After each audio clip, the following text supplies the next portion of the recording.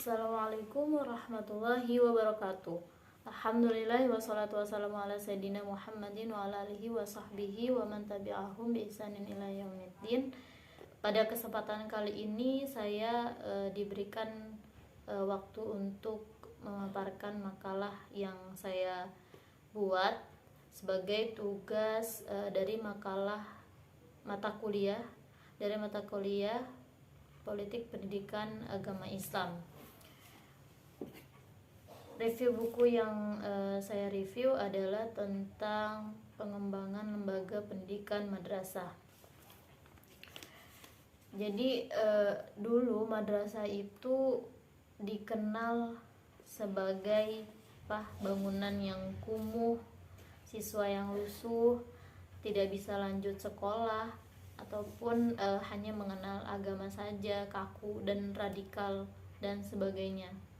Nah, sebenarnya dari pengertian madrasah itu sendiri, madrasah tidak hanya tempat belajar di suatu tempat tertentu saja, tetapi madrasah itu adalah tempat belajar bisa dimanapun, bisa di rumah, di surau, di langgar, di masjid, atau bangunan-bangunan yang memang dikhususkan untuk madrasah.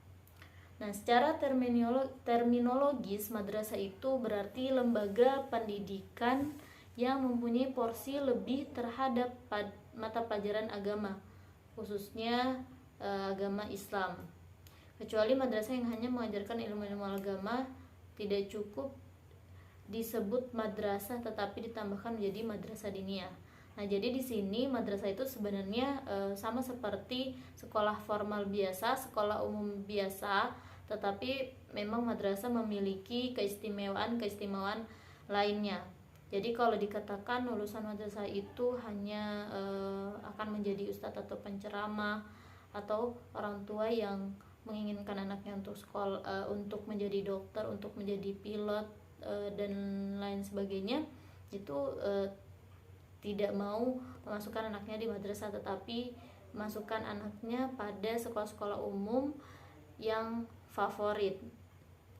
Jadi masih juga ada yang berpandangan dari orang tua bahwa madrasah itu menjadi tempat pembuangan anak-anak yang kurang berprestasi atau tidak berprestasi. Nah, yang berprestasi itu ada di sekolah-sekolah umum favorit. Nah, sebenarnya hal ini itu yang perlu diluruskan gitu, bahwa madrasah sekarang faktanya gitu, sebelum ada sekolah formal, madrasah itu sudah ada.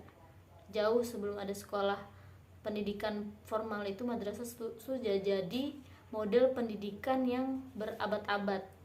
Dan jauh sebelum UNESCO menggaungkan pembelajaran long life learning, madrasah itu sudah memulainya gitu. Madrasah itu kan punya 4 jenjang pendidikan ya.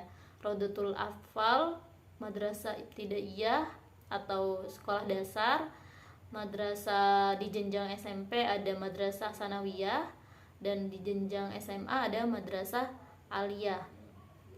Nah, semua jenjang ini diakui negara dan berijazah ya, berijazah yang diakui negara. Nah, kemudian seiring dengan perkembangan zaman, madrasah ini mulai berinovasi. Nah, untuk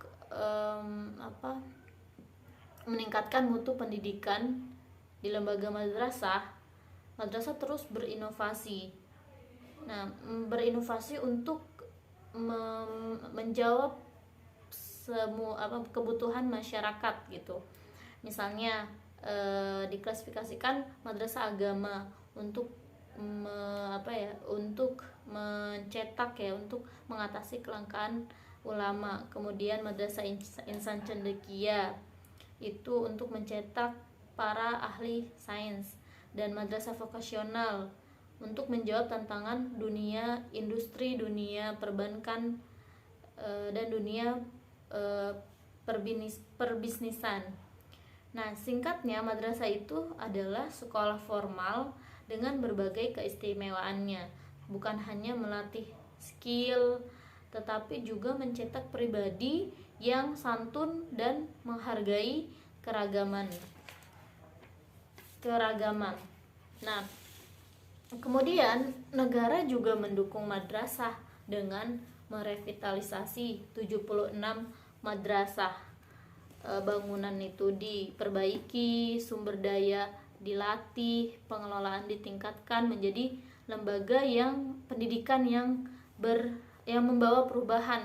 Perubahan tidak ada lagi kesan kumuh seperti kebanyakan orang bilang ya, siswa kumuh, siswa lusuh, hanya tahu agama aja, kaku, radikal dan lain sebagainya.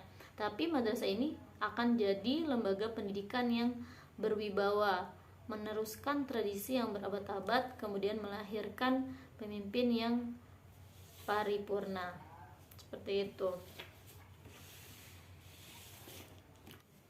Mungkin itu yang bisa sampaikan dalam pemaparan makalah yang saya buat. Semoga dari pemaparan ini bisa menimbulkan diskusi-diskusi lainnya.